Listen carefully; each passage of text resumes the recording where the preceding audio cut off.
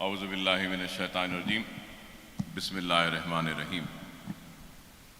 سینشین پر تشریف فرما نقیب ملت بیرسٹر اسد الدین اویسی صاحب، صدر کل ہند مجلس اتحاد المسلمین و معزز رکن پارلیمنٹ، سالار ملت ایجوکیشنل ٹرسٹ کے ٹرسٹی جناب ڈاکٹر نور الدین اویسی صاحب، اویسی اسکول آف ایکسلنس کے ڈائریکٹرز جناب انوار صاحب، جناب سعادت علی اکبر صاحب، ڈاکٹر واسع صاحب، ڈاکٹر آدتیہ صاحب، محترمہ امتل صاحبہ، مقامی کارپوریٹر جناب وہاب صاحب، اور مقامی ابتدائی مجلس کے صدر معتمد جوائنٹ سیکرٹری خازن و کمیٹی کے اراکین، سننے والے بزرگوں، نوجوان ساتھیوں اور میری عزت مآب پردہ نشین ماں اور بہنوں، آج سے کئی سال پہلے 1999 کے انتخابات میں مجلس اتحاد المسلمین کے مرحوم صدر سالار ملت علیہ رحمہ نے مجھ کو حلقہ اسمبلی چندرائن گٹے سے انتخاب لڑنے کے لیے امیدوار بنایا تھا، اور انتخابی میدان میں آنے کے بعد سب سے پہلے میں نے اگر کچھ وعدہ کیا تھا تو وہ وعدہ یہ تھا کہ ایک اسکول بناؤں گا، اور اسکول کے ذریعے تعلیمی پسماندگی کو دور کرنے کی اپنی جانب سے جو بھی ممکن کوشش کروں گا، اور اگر کسی کو میرے وہ جملے یاد ہے تو میں یہی کہتا تھا کہ معصوم انگلیوں میں قلم کو تھمانے کے لیے انتخاب لڑ رہا ہوں، ان معصوم کھانوں پر کتاب اور بستے کا بوجھ ڈالنے کے لیے انتخاب لڑ رہا ہوں، جہالت کا خاتمہ کرنے کے لیے انتخاب لڑ رہا ہوں، علم کی روشنی سے اندھیرے گھروں میں نئے اجالوں کو لانے کے لیے انتخاب لڑ رہا ہوں۔ تو میں یہ انتخاب غریب یتیم لڑکیوں کی شادی کے انتظام کے لیے لڑ رہا ہوں، اور شہر حیدرآباد کی فضاؤں میں جو انتشار کو پیدا کیا گیا اس انتشار کے خاتمے کے لیے انتخاب لڑ رہا ہوں۔ الحمدللہ کوئی اس بات سے انکار نہیں کر سکتا کہ اکبر الدین اویسی نے اپنے وعدوں کو پورا نہیں کیا۔ وعدہ تو ایک اسکول کا تھا، اور ایک سفر کا آغاز ہوا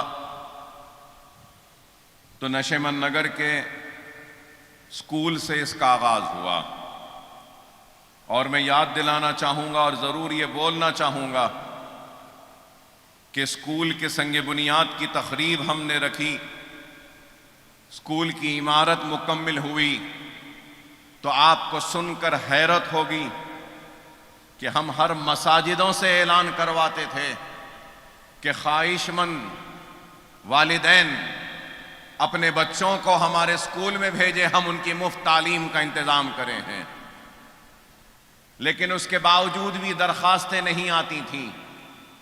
ہمارے صدور و معتمدین گھروں میں جا کر دستک دیتے تھے، بولتے تھے کہ آؤ اس مدرسے میں اپنے بچوں کو داخلہ دلواؤ، تو اس کے بعد بھی نہیں آتے تھے. 5 برس تک نشستیں کئی خالی رہا کرتی تھیں، اور پھر ان 5 برسوں کے بعد ہم نے ایک اور اسکول کا سنگ بنیاد رکھا ریاست نگر جمال کالونی میں. وہاں پر بھی یہی حال تھا، مساجدوں سے اعلان گھروں سے لاتے تھے. مجھے یاد ہے کہ میں سلیم بیگ صاحب کو، ڈاکٹر یوسف نقشبندی صاحب کو، مظہر صدیقی صاحب سے کہتا تھا کہ آپ جائیے گھروں سے بچوں کو لائیے، نشستیں خالی ہیں. تو یہ ایک تعلیم کی طرف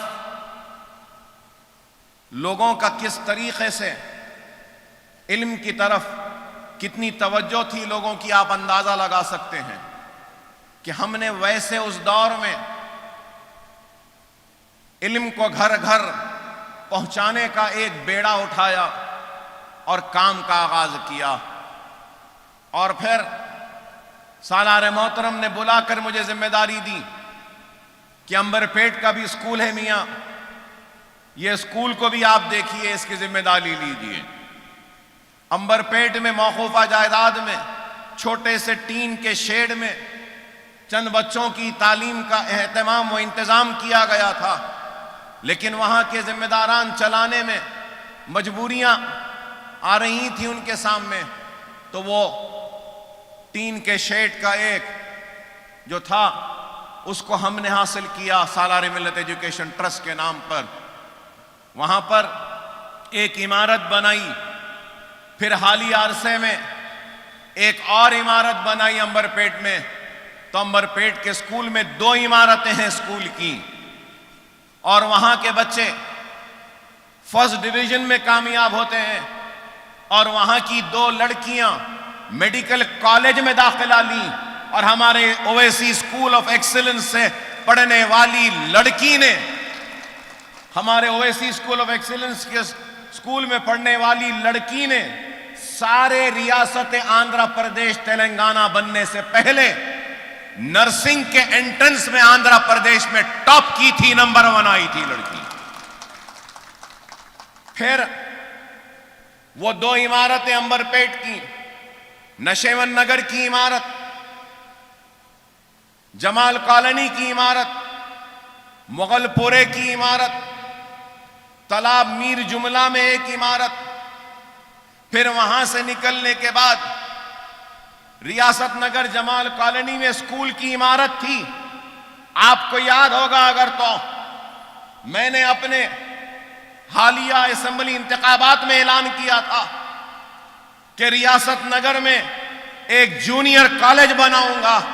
الحمدللہ انتخابات کے بعد سنگ بنیاد رکھا، اور وہ جونیئر کالج کی عمارت بھی قریب الختم پر تکمیل پر ہے. لاک ڈاؤن رہا، جنوری سے مزدور نہیں، سب کچھ بند تھا، لیکن الحمدللہ ہماری تعلیمی اداروں کی تعمیری کام کبھی نہیں رکا، جاری تھا، جاری ہے اور جاری رہے گا. ریاست نگر میں 2 عمارتیں، پھر حافظ بابا نگر میں ایک عمارت ہے، وہاں پہ 1300 بچے زیر تعلیم ہیں. پھر اس کے بعد میں نرقی پھول باغ کا اسکول چل رہا ہے، وہاں پہ بھی قریب 750 بچے زیر تعلیم ہیں. پھر سلالہ میں بارکس سلالہ میں، وہاں پر بھی اسکول کی تعمیر قریب الختم پہ ہے. آئندہ تعلیمی سال سے سلالہ بارکس میں بھی اسکول میں داخلوں کا آغاز ہو جائے گا، اور اسکول وہاں پر بھی شروع ہو جائے گا. اور پھر بلہ گڑے میں تھوڑی سی زمین لی، پہلے ایک عمارت بنائی، پھر اس کے بعد ایک عمارت بنائی، پھر زمین بڑی کی، قریب 1.5 ایکڑ کی زمین، 3 عمارتوں کو ملا کر پھر ایک وسیع عمارت. ارے حساب میرے پاس خود نہیں ہے کہ کتنی عمارتیں بن گئیں، اور اگر میں آج سوچوں کہ میں اور ایسا بناؤں گا تو شاید ممکن نہیں. یہ اللہ کا کام ہے، اللہ ہی نے کروا دیا، اللہ ہی نے لے لیا اس کام کو. اللہ نیتوں کو دیکھنے والا، جاننے والا ہے. کوئی معمولی کام نہیں ہے. آپ غور کریں کہ ہزاروں بچے زیر تعلیم ہیں.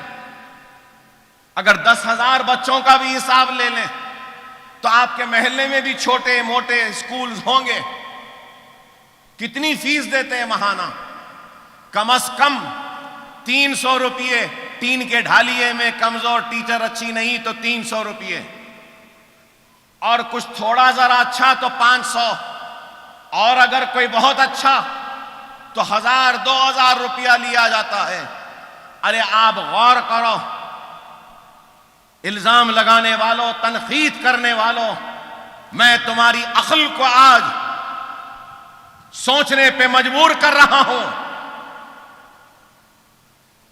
کہ الزام لگانے والوں بتاؤ, اگر ایک بچے پہ سال کو 15,000 روپیے کا بھی اگر خرچہ نکال لیں, 15,000 کا, میں پرائمری اسکول کی بات کر رہا ہوں 500, ہائی اسکول میں 1,000-1,500 لیتے ہیں ماہانہ. اگر ہم 15,000 کا بھی ایوریج لے لیتے ہیں, چلو 15,000 بھی نہیں, اگر 10,000 کا بھی ایوریج لے لیتے ہیں تو 10,000 بچوں کے کتنے پیسے ہو رہے ہیں سالانہ؟ اندازہ لگاؤ کتنے ہو رہے ہیں. 15,000 بچوں کا بھی نہیں کہہ رہا ہوں, 10,000 بچے, اور ایک ایک بچے پہ 10,000 کا صرفہ کتنے ہوئے؟ ارے کروڑوں روپے ہو رہے ہیں. اگر اکبر الدین اویسی کو کمانا ہوتا تو ان اسکولوں کے ذریعے سالانہ کروڑوں روپے کما سکتا تھا, لیکن اکبر الدین اویسی نے کمایا نہیں بلکہ سالانہ کروڑوں روپیہ چندرائن گٹے کی عوام اور غریب مسلمانوں کی عوام کو بچایا اور جہالت کے خاتمے کے لیے علم کی روشنی ہر گھر میں گھر گھر کو پہنچائی. یہ ہمارا کام ہے. ہزاروں خواتین کو ہم نے ٹریننگ دی, اور آج یہاں پر بھی ایک اور عمارت کا سنگ بنیاد انشاءاللہ تعالی 1.5-2 سال میں یہ عمارت بھی مکمل ہو جائے گی. اور یہ عمارت جب مکمل ہو جائے گی تو میرا ارادہ ہے کہ بابا نگر میں جو ایک اسکول چل رہا ہے جس میں 1,300 بچے ہیں, اس میں لڑکیاں بھی ہیں لڑکے بھی ہیں, ساتھ پڑھ رہے ہیں. جب یہ عمارت مکمل ہو جائے گی تو ایک اسکول صرف لڑکیوں کا ہوگا تو ایک اسکول صرف لڑکوں کا ہوگا. یہ میرا ارادہ ہے. ہم کام کر رہے ہیں, اور صرف کام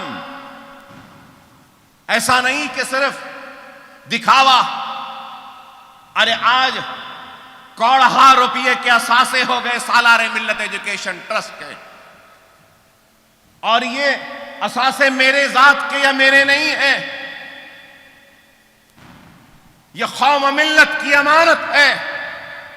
اور اللہ جب میرے اس کام کو قبول کرے گا, اللہ سے دعا ہے کہ اللہ میرے اس کام کو قبول کرے, اور اللہ جب اس کام کو قبول کرے گا اور اس کام کا اجر جب مجھے دے گا تو میں اللہ سے آج دعا کرتا ہوں کہ اللہ تیرے میرے اس کام کے اجر کا مستحق صرف میں نہیں, میرے چندرائن گٹے کا ہر وہ ورکر میرا ساتھ دیا جس نے 99 سے لے کر آج تک ساتھ دیا. اے اللہ ایک خطرہ ہی صحیح تو اس کا اجر عظیم ان کو بھی عطا کر دے, کیونکہ ان کا بھی شامل دخل ہے اس میں کہ انہوں نے مجلس پہ اعتماد کیا, سالار کے فیصلے پر اعتماد کیا, اور مجھ جیسے گنہگار کو اپنا خادم بنانے کے لیے محنت کی, جدوجہد کی, اور مجھ جیسے گنہگار کو رکن اسمبلی بنایا. تو اس کام کا, اس نیک عمل کا, اس نیکی کا حقدار صرف اکبر الدین اویسی نہیں ہے. اکبر الدین اویسی کے کھاندے سے کھاندہ ملا کر چلنے والا ہر فرد واحد اس اجر کا مستحق ہے.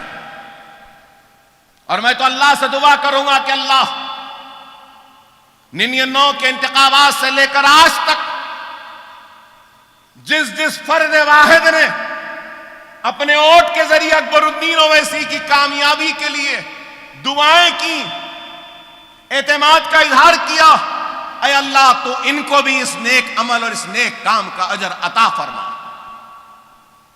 ایک اتحاد پیدا ہوا، اور وہ اتحاد اور انتشار کا خاتمہ، اتحاد کو یہاں سے لے کر آج ہندوستان کے کونے کونے تک یہ پیغام پہنچ رہا ہے، اور مظلوم، مصیبت زدہ، پریشان حال لوگوں کی امیدیں اگر کہیں پہ ٹکتی ہیں تو وہ مجلس اتحاد المسلمین پر، مجلس اتحاد المسلمین کی قیادت پر۔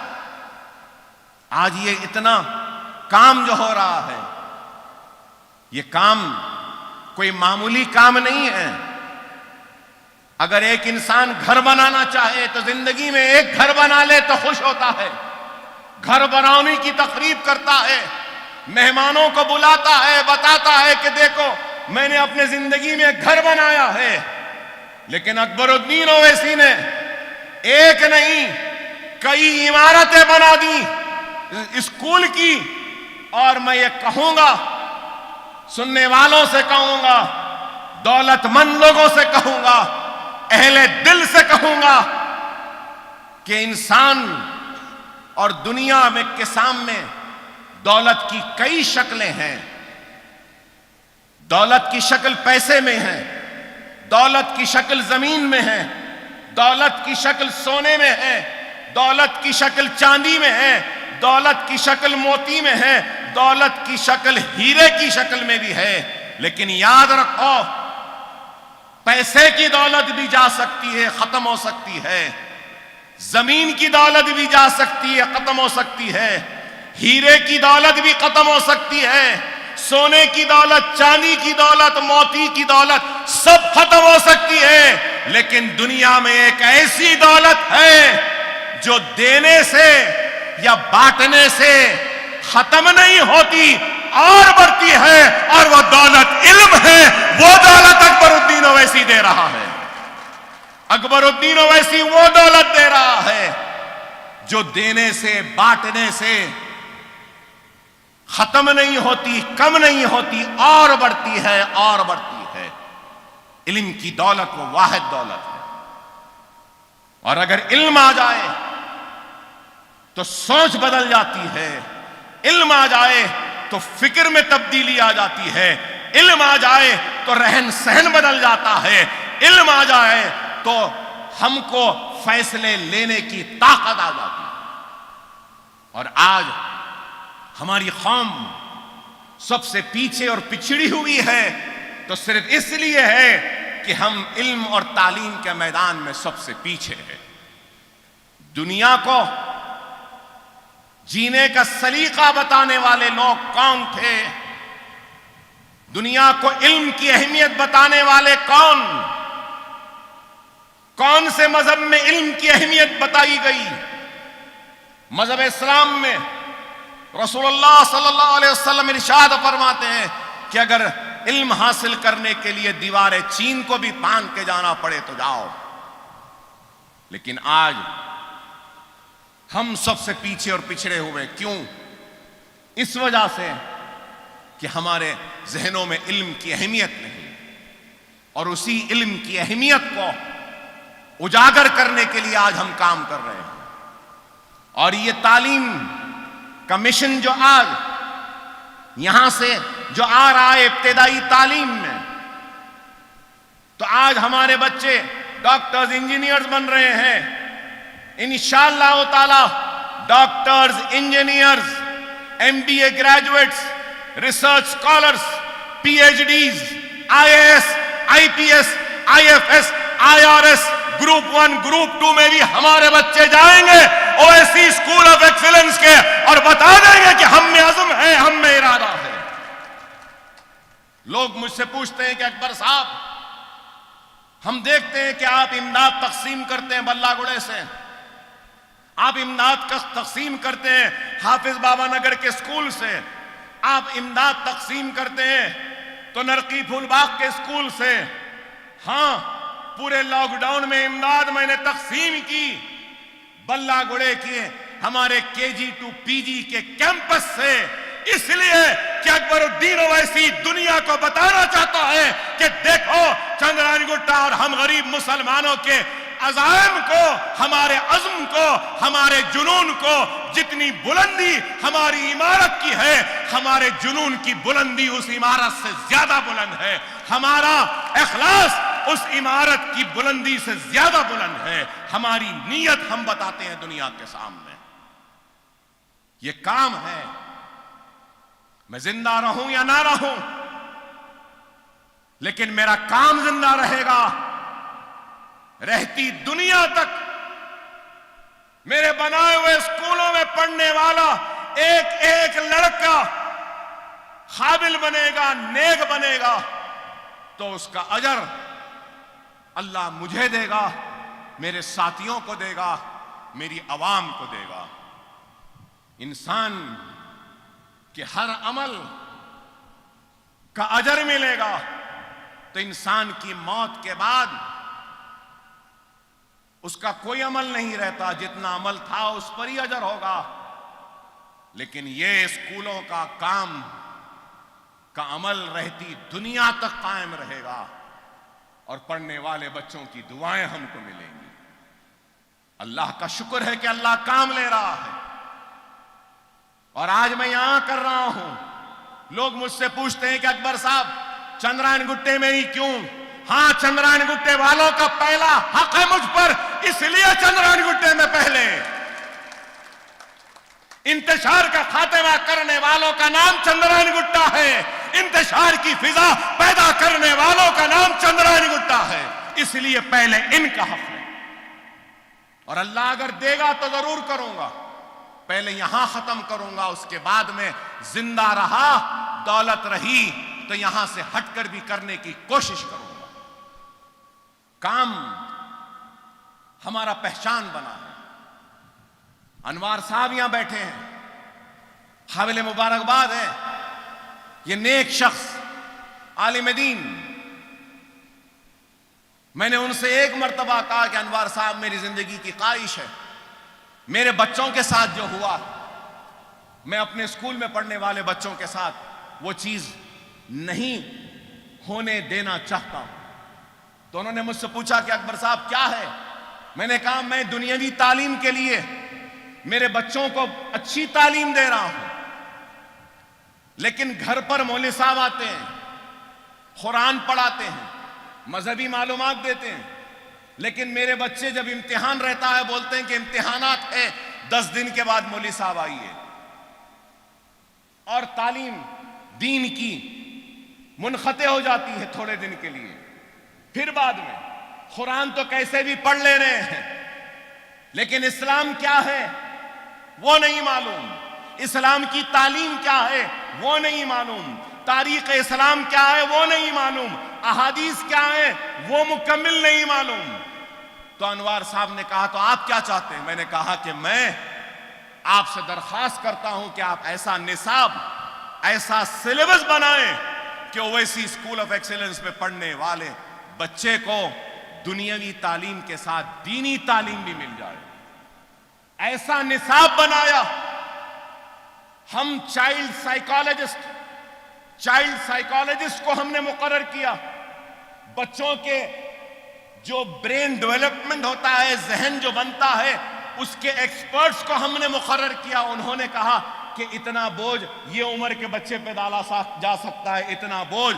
تو ہم نے نصاب بنایا، ایسا نصاب بنایا، ساری دعائیں یاد ہو جاتی ہیں، قرآن ختم ہو جاتی ہے، ترجمہ قرآن کا بھی ختم ہو جاتا ہے، بخاری شریف کی احادیثیں ختم ہو جاتی ہیں، تاریخ اسلام پوری پڑھا دی جاتی ہے، سیرت النبی مکمل ہو جاتی ہے، اور اس کے ساتھ ساتھ سائنس، جدید ٹیکنالوجی اور اسلام کی تعلیم بھی ہو جاتی ہے۔ جب ایک بچہ ہمارے پاس نرسری میں داخلہ لیتا ہے، 10ویں پاس کرتا ہے، تو قرآن بھی ختم ہو گئی، قرآن کا ترجمہ بھی ختم ہو گیا، سیرت النبی بھی ختم ہو گئی، تاریخ اسلام بھی ختم ہو گئی، بخاری شریف کی احادیثیں بھی ختم ہو گئی، دعائیں بھی یاد ہو گئی، سب کچھ ہو جاتا ہے۔ اور پھر جب یہ نصاب بنایا تو مسلک کے جھگڑوں کو بھی ہم نے دیکھا.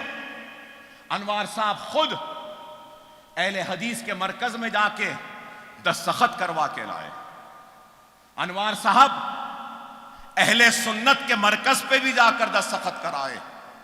تبلیغیوں کے پاس بھی، بریلوی بھی گئے، دیوبند بھی گئے، وہاں سے بھی دستخط کروا کے لائے کہ اس میں عقائد کا کوئی جھگڑا نہیں ہے، صرف کلمہ، نماز، روزہ، زکوٰۃ، حج، اسی پر زیادہ توجہ.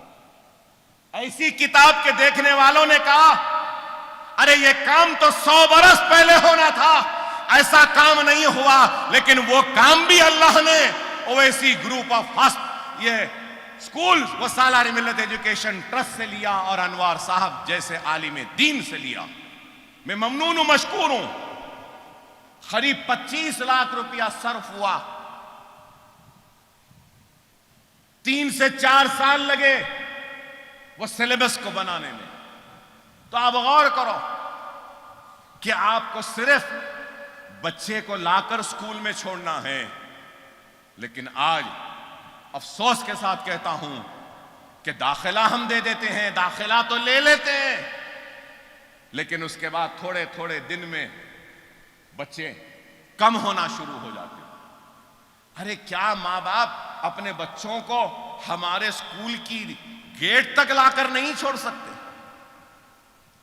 ارے ہم قرآن پڑھا رہے ہیں، ہم احادیث پڑھا رہے ہیں، دعائیں پڑھا رہے ہیں، دنیاوی تعلیم دے رہے ہیں، قابل بنا رہے ہیں، دنیاوی دوڑ میں سب کے ساتھ کھڑے رہنے کا اہلکار بنا رہے ہیں.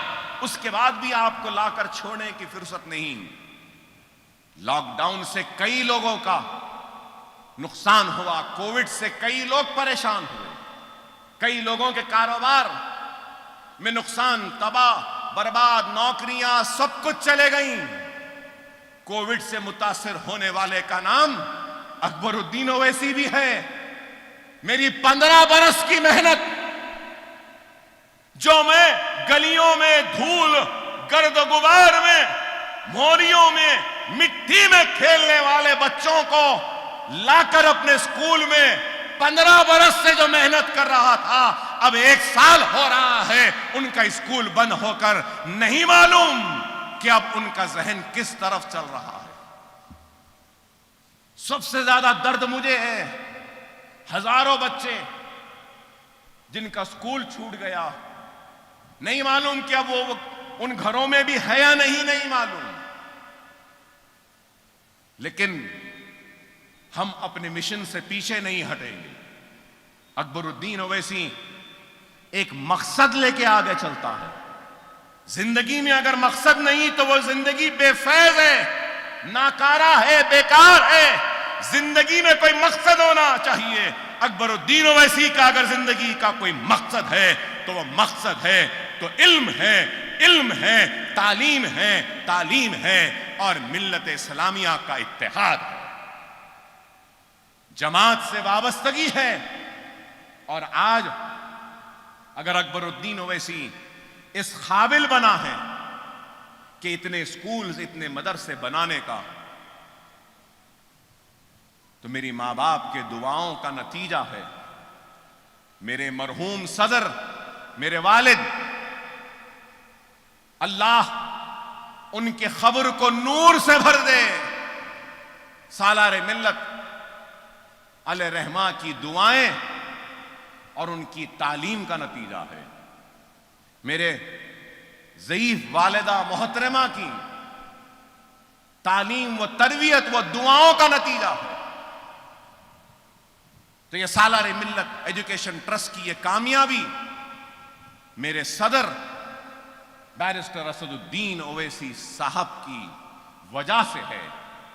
میرے یہ ادارے، یہ سب کچھ اگر کچھ ہے تو مجلس اتحاد المسلمین کی وجہ سے ہے. میرا وجود جماعت کی وجہ سے ہے. میری طاقت جماعت کی وجہ سے ہے، میرا کام جماعت کی وجہ سے ہے، میرے ادارے بھی مجلس اتحاد المسلمین کی وجہ سے ہے، میرے صدر بیرسٹر اسد الدین اویسی کی وجہ سے یہ ہے۔ نام سالار ملت ایجوکیشن ٹرسٹ ہے، لیکن یہ جو کچھ بھی ہے مجلس اتحاد المسلمین کی وجہ سے ہے، آپ کی وجہ سے ہے، آپ کے دعاؤں کی وجہ سے ہے، آپ کے اعتماد کی وجہ سے ہے، آپ کے اتحاد کی وجہ سے ہے۔ اگر آپ کی دعائیں، آپ کا اتحاد نہیں ہوتا تو شاید یہ ممکن نہ ہوتا۔ اگر میری جماعت میرے ساتھ نہ ہوتی تو شاید یہ ممکن نہیں ہوتا۔ میرے صدر کی رہنمائی نہ ہوتی تو شاید یہ ممکن نہیں ہوتا۔ میرے والد اور والدہ کی دعائیں نہ ہوتی تو شاید یہ ممکن نہیں۔ اللہ کی راہ میں کام کرنے والوں کی کمی نہیں۔ اللہ جس سے چاہے اس سے کام لے لے۔ اللہ مجھ سے کام لے رہا ہے تو بس دعا ہے اللہ سے کہ اے اللہ تو اس کام کو قبول کر، تو ہمارے اس کام کو قبول کر۔ اے اللہ تو جانتا ہے کہ بڑی مصیبتوں میں زندگی گزاری ہے میں نے، بڑے کرب میں گزاری ہے کئی راتیں میں نے، مگر اے اللہ میں نے تیرے حبیب کی امت کی خدمت میں کبھی بھی کوتاہی نہیں کی، کبھی بھی بے ایمانی نہیں کی، ان کے ساتھ ایمانداری کے ساتھ خدمت کی ہے۔ اے اللہ تو اس کام کو قبول کر لے، تو اس کام کو قبول کر لے۔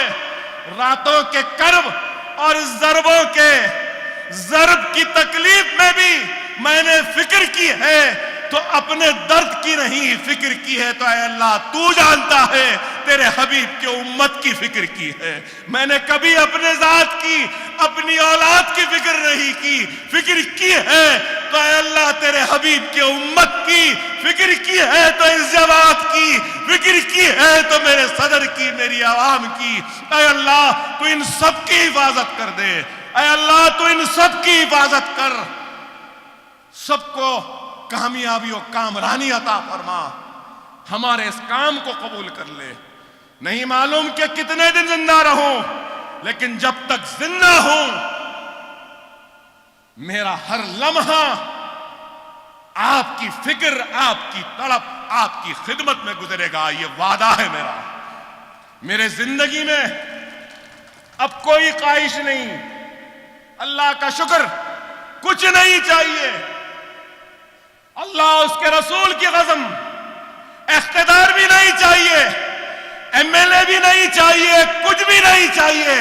اکبر الدین اویسی بس آپ کا خادم بن کر آپ کے قدموں میں بیٹھے گا تو دارالسلام کی ان سیڑھیوں پر بیٹھ جائے گا۔ اکبر الدین اویسی کو کچھ نہیں چاہیے۔ اللہ نے بہت عزت دے دی، بہت شہرت دے دی، بہت طاقت دی، سب کچھ دیا، اب صرف کچھ کرنا ہے تو یہی ہے کہ ہر گھر میں علم علم علم، تعلیم تعلیم، ملت کا اتحاد، بس یہی، کچھ خواہش نہیں۔ اللہ نے اچھا پہنایا الحمدللہ، اللہ نے اچھی گاڑیوں میں گھمایا الحمدللہ، اللہ کا شکر۔ میرے 2 بچے قابل ہیں،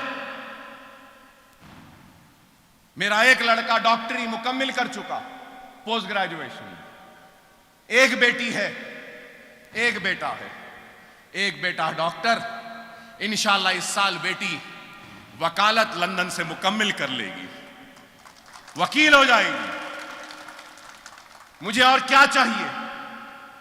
ایک باپ کی ذمہ داری اولاد کو نیک بنانا، قابل بنانا، باصلاحیت بنانا، علم دینا، اور اس کے ذریعے وہ اپنی دولت کو کما لے سکتے ہیں۔ اپنی اولاد کو جو کرنا تھا کیا میں نے، نیک بنایا، قابل بنایا، اچھی تعلیم دی، ڈاکٹر بنایا، وکیل بنایا، اب آگے ان کو جانا۔ مگر میں اللہ سے یہی دعا کروں گا کہ میرے بعد بھی یہ ادارے ایسے ہی چلتے رہیں جیسا میری زندگی میں چلتے ہیں۔ یہ سکولوں پہ ماہانہ 30 لاکھ کا خرچہ آتا ہے تنخواہوں کا، 30 لاکھ کا سالہ ماہانہ۔ اگر آپ سالانہ لے لیں تو قریب 3.5-4 کروڑ روپے سالانہ صرف تنخواہ میں جاتے ہیں، پھر سالانہ یہ اسکولوں کی تعمیر میں بھی کروڑوں روپے جاتے ہیں۔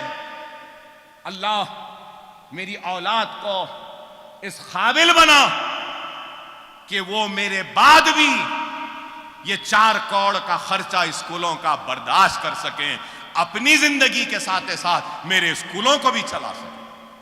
میری کوشش ہے کہ زندگی میں ایسا کچھ انتظام کر چلا جاؤں کہ میرے مرنے کے بعد بھی میرے اسکول میری اولاد کے محتاج نہ رہے، کسی کے محتاج نہ رہے، خود بخود میرے اسکول چلتے رہیں۔ انشاءاللہ آئندہ 5 سال میں وہ کام بھی کروں گا۔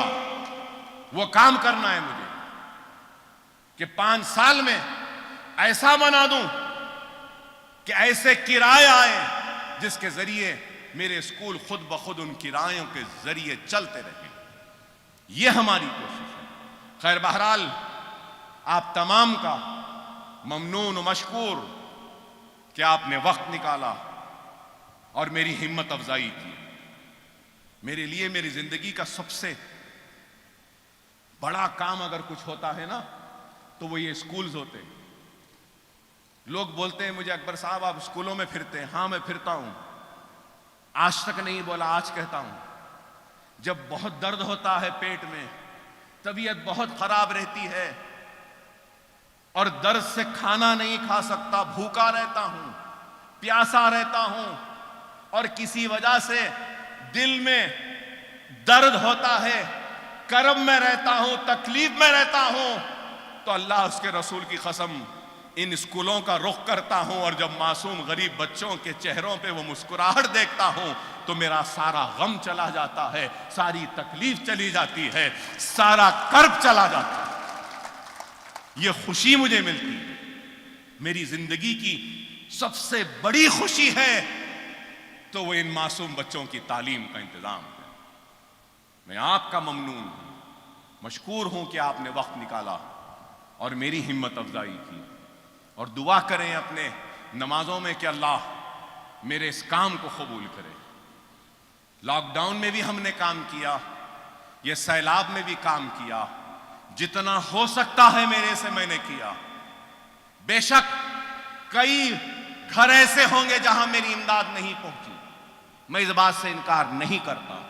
بے شک کئی ایسے گھر ہوں گے جن کی تباہی کو میں نے نہیں دیکھا، بے شک کئی ایسے دکان ہوں گے جن کی تباہی پر میں نے مدد نہیں کی، لیکن اللہ بہتر جانتا ہے میری ذات سے جتنی کوشش جتنی ممکن میں نے کی ہے، اور اگر کوئی حقدار واقعے میں حقیقی متاثر و حقدار اگر چھوٹ گیا ہے تو ضرور اس حقدار مستحق تک بھی امداد پہنچانے کی کوشش کروں گا۔ لیکن جو لوگ متاثر نہیں ہوئے ہیں، خدا را جھوٹ کے بنا پہ امداد حاصل نہ کرو۔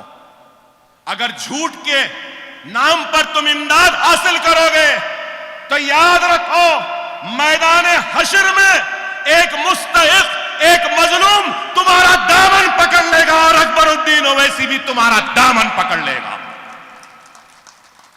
سمجھو خدا را، دنیا میں یہ کووڈ، یہ بیماری، یہ مصیبت، یہ اموات، یہ تباہی اور بربادی اگر کچھ آ رہی ہے تو نہیں معلوم کہ وہ کیا عمل ہے ہمارا جس سے اللہ ہم سے ناراض ہے۔ یہ وقت ہے اللہ کو راضی کرنے کا، یہ وقت ہے اپنے گناہوں سے توبہ کرنے کا، استغفار پڑھنے کا، اور اللہ سے کہنے کا کہ اے اللہ تو ہم کو معاف کر دے، معاف کر دے، معاف کر دے، اور اس وبا کا خاتمہ کر دے۔ اگر ہمارا عمل غلط ہوگا، حرام میں ہوگا، ناجائز ہوگا، ظلم ہوگا، انا میں ہوگا، افراتفری میں ہوگا، تو آج کووڈ ہے، کل کچھ اور بیماری آئے گی، اللہ کا جلال، اللہ کا عذاب کسی دوسری شکل میں نازل ہوگا۔ خدا را سمجھو، اللہ ناراض ہے، کبھی کووڈ کے ذریعے آزما رہا ہے تو کبھی اپنے بادلوں کو پھاڑ کر آزما رہا ہے تو کبھی تالابوں کے پشتوں کو توڑ کر ہم کو آزما رہا ہے۔ خدا را اللہ کی آزمائش میں سجدہ ریز ہو کر اللہ سے معافی مانگو، اللہ کا شکر ادا کرو۔ اللہ راضی تو دنیا راضی، اللہ ناراض تو دنیا بھی ہم سے ناراض، دنیا میں بھی ہم ناکام ہوں گے۔ خدا را منظم ہو جاؤ، متحد ہو جاؤ۔ نوجوانوں جو یہاں کھڑے ہیں، میں ان سے ایک ہی بات کہوں گا کہ نمازوں کے پابند بن جاؤ، نمازوں کے پابند بن جاؤ، مساجدوں کو آباد کرو، سنت رسول اللہ پہ عمل کرو، یتیموں کی مدد کرو، غریبوں کی مدد کرو، جو بھی ممکن اپنے سے مدد کرو۔ اگر مدد نہیں کر سکتے تو اپنے عبادتوں میں ہاتھ اٹھا کر ان کے لیے دعا کرو۔ قرآن تابدانوں میں گھروں میں ہے، نکالو، قرآن کو پڑھو، بغیر پڑھے گھر سے نہ نکلو۔ قرآن پڑھ کر نکلو گے تو دیکھو اللہ اپنے فرشتوں کے ذریعے تمہاری حفاظت کرے گا، تمہارے غلط فیصلوں کو صحیح کر دے گا، تمہاری ناکامی کو کامیابی میں بدل دے گا۔ توبہ کرو، اللہ کو راضی کرو، نماز کے پابند بنو، قرآن کو پڑھو، سنت رسول اللہ پہ عمل کرو، غریبوں کی، یتیموں کی، بیواؤں کی مدد کرو، جو اپنے سے ہوتا ہے کرو، دلوں سے بغض کو نکالو، چھوٹی چھوٹی باتوں پہ لڑنا جھگڑنا چھوڑو۔ گلی کوچوں میں قتل ہو رہے ہیں، اے خدا را اس کو ختم کرو۔ ارے جس کے گھر میں موت ہوتی ہے اس کے گھر والوں سے پوچھو۔ غنڈہ گردی چھوڑو، بدکاری چھوڑو، حرام چھوڑو، صحیح راہ پہ آؤ، راستے پر آؤ، اللہ کے بتائے ہوئے راستے پر چلو، رسول اللہ صلی اللہ علیہ وسلم کی تعلیمات پہ چلو، شریعت کو تھام لو، قرآن کو سینے میں بسا لو، سنت کو اپنے زندگی کے روزمرہ کی زندگی کا حصہ بنا لو۔ پھر دیکھو دنیا تم کو شکست نہیں دے سکتی، تم دنیا کو شکست دو گے اور دنیا کے فاتح بنو گے، بشرط یہ کہ تم اس پر عمل کرو گے۔ وآخر الدعوانا الحمدللہ رب العالمین۔